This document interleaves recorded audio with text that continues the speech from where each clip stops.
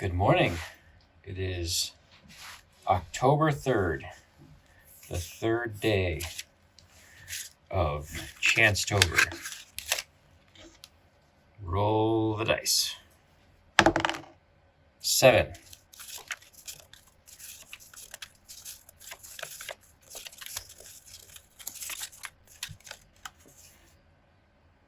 Drawlloween.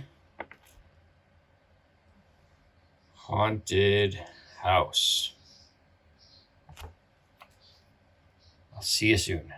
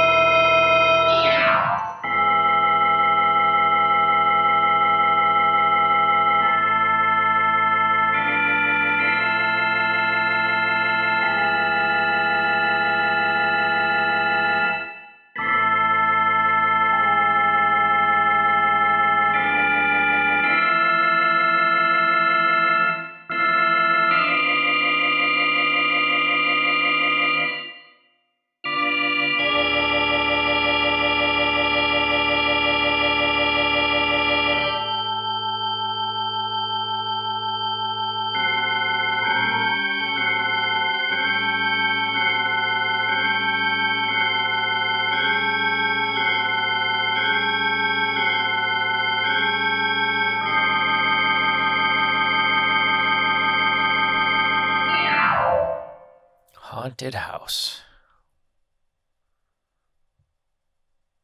I was trying to think of something clever, like what is a haunted house? Does it have humans that are haunting ghosts? Is it just ghosts haunting humans? Is it poltergeist activity? What is it? And after some thoughts, after some consideration, I decided to I did some research. And lo and behold, Connecticut, where I live, somewhere in Connecticut, is pretty haunted. So I decided to find a landmark, historical or otherwise, and try to figure out something that would suit Drawlloween. And I found a house.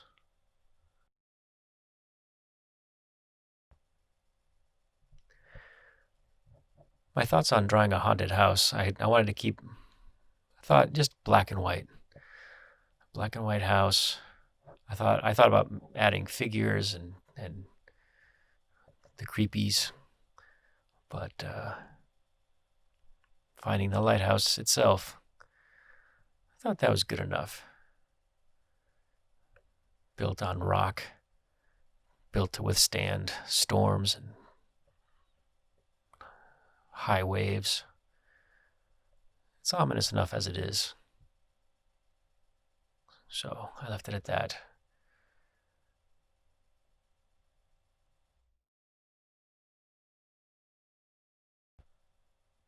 A lighthouse, actually, that was finally built. The lighthouse was built decades after ships wrecking on the rocks off of Fairfield Beach. So the lighthouse was built, and in 1874, the Penfield Reef Lighthouse was completed. It's a 2-story granite, brick, and wood structure, and it had accommodations for a full-time keeper and assistant keeper. And the light tower itself rose over 50 feet at high tide.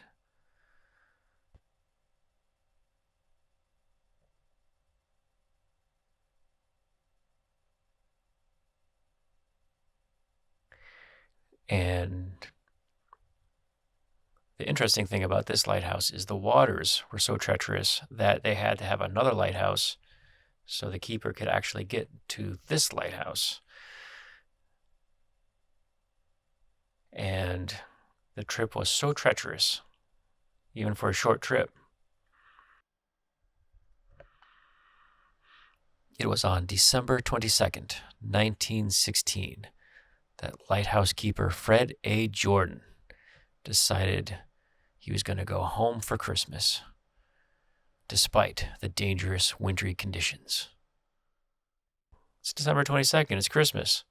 It's wintry out, but it's Christmas. I want to go home to see my family. And it wasn't before long where he was tossed into the sea. And he clung to his boat. And the assistant keeper, Rudolph Eiton, he saw it happen. And he immediately launched another boat to rescue him. But hey, the sea was so rough and choppy that he had to give up on his rescue attempt. And he sent rescue signals to other ships, but no one could get to him.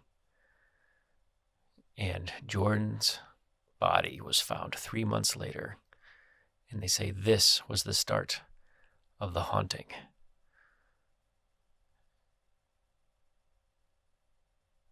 And Eiton later reported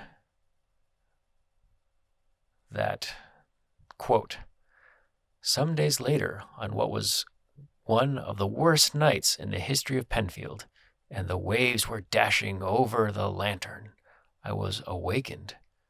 I was off duty by a strange feeling that someone was in my room. Sitting up, I distinctly saw a gray, phosphorescent figure emerging from the room formerly occupied by Fred Jordan. It hovered at the top of the stairs and then disappeared in the darkness below. Thinking if it was the assistant keeper, I called to know if anything was the matter. But he answered for me from the lens room that all was well. Much puzzled, I went downstairs, and to my consternation, I saw lying on the table the logbook of the lighthouse, with the pages reading the drowning of poor Jordan staring me in the face." Since that time, many other keepers of the lighthouse claim to see misty figures. And so, since then, there have been many ghost sightings at this site.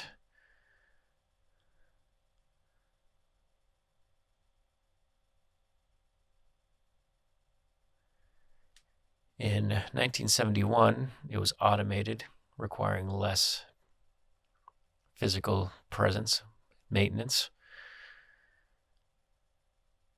And eventually, it became automated, so you didn't need anyone there at all.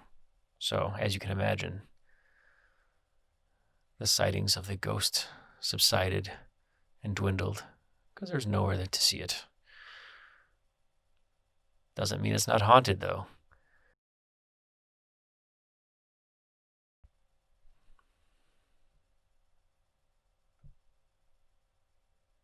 What's his name?